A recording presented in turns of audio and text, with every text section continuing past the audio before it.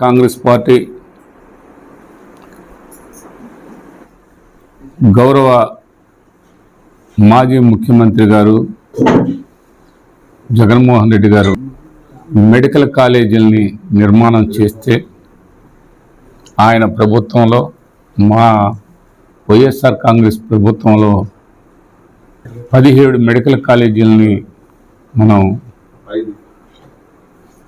నిర్మాణం జరిగితే ఇవాళ కూటమి ప్రభుత్వం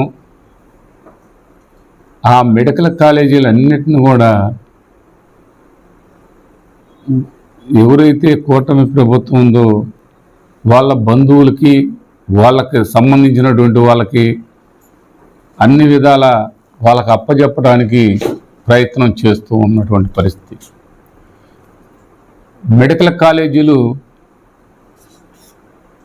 పులివెందుల మెడికల్ కాలేజీలో చేరే అన్ని విధాల మిషనరీని పూర్తి స్థాయిలో కంప్యూటర్తో సహా ఎక్స్రేలతో సహా అన్నీ నిర్మాణం చేసి అన్నీ ఏర్పాటు చేసి పేదలకు వైద్యం చేస్తూ ఉంటే అందులో ఉన్న ప్రతి ఒక్క పెద్ద పెద్ద మిషనరీ అన్నీ కూడా పక్కకు తరలిస్తున్నటువంటి పరిస్థితి. ఈ చంద్రబాబు నాయుడు గారు, లోకేష్ గారు వీళ్ళు మెడికల్ కాలేజీ పేదవాళ్ళకి హాస్పిటల్ లేకపోయినా పర్వాలేదు అనుకునే వీళ్ళు పూర్తి స్థాయిలో చేసినటువంటి మెడికల్ కాలేజీలలో ఉన్నటువంటి పులివెందుల కాలేజీలో ఉన్న ప్రతి ఒక్కటి కూడా మరి అది ఎక్కడికి తీసుకెళ్తున్నారో తెలియని పరిస్థితిలో ఉంది. అట్లాగే ప్రతి మెడికల్ కాలేజీ అన్ని ఒక 5 మెడికల్ కాలేజీల నుంచి 5 నుంచి 7 మెడికల్ కాలేజీలు పూర్తయిన పరిస్థితి. ఇంకా తత్తిమాయి కూడా 75-80% పూర్తయినటువంటి కాలేజీలు మొత్తం కూడా హాస్పిటల్ కానీ కాలేజీలు కానీ వాటన్నిటిని కూడా వాళ్ళ దగ్గరకి సంబంధించినటువంటి వాళ్ళ నాయకులకి వాళ్ళ బంధువులకి లోకేష్ గారు వాళ్ళ చంద్రబాబు నాయుడు గారు ఈ ప్రయత్నం చేయడం అనేది ఎంతవరకు సబబు అని అడుగుతూ ఉన్నాం. ప్రజలకి ఈరోజు ఒక మెడికల్ కాలేజీ ఉంటే కాలేజీ ఒక్క చదువుకునేదానికే కాదు, అక్కడ 300 పడకల హాస్పిటల్ ఉంటుంది. ఆ హాస్పిటల్ అంతా కూడా పూర్తి స్థాయిలో పేదవాళ్ళకి వైద్యం చేయడానికి ఉపయోగపడే విధంగా దాదాపుగా జిల్లాకు ఒక మెడికల్ కాలేజీ నిర్మాణం చేశాడు గౌరవ మాజీ ముఖ్యమంత్రి గారు జగన్మోహన్ రెడ్డి గారు. ఆ ప్రభుత్వం 5 సంవత్సరాల్లో ఆ నిర్ణయం తీసుకొని అంత ఫాస్ట్గా నిర్మాణం చేసి ప్రజలకి సేవ చేయాలి, పేదవాళ్ళకి వైద్యం అందించాలి అనే ఉద్దేశంతో ఈ హాస్పిటల్ కాలేజీ అంటే మెడికల్ కాలేజీ అంటే మెడికల్ కాలేజీ వరకే రాదు, హాస్పిటల్ కూడా ఉంటుంది పక్కన. ఇవన్నీ పూర్తి స్థాయిలో ప్రజలకి పేదవాళ్ళకి అందుబాటులో వైద్యం తీసుకొద్దామనే ఉద్దేశంతో ఆయన నిర్మాణం చేశారు.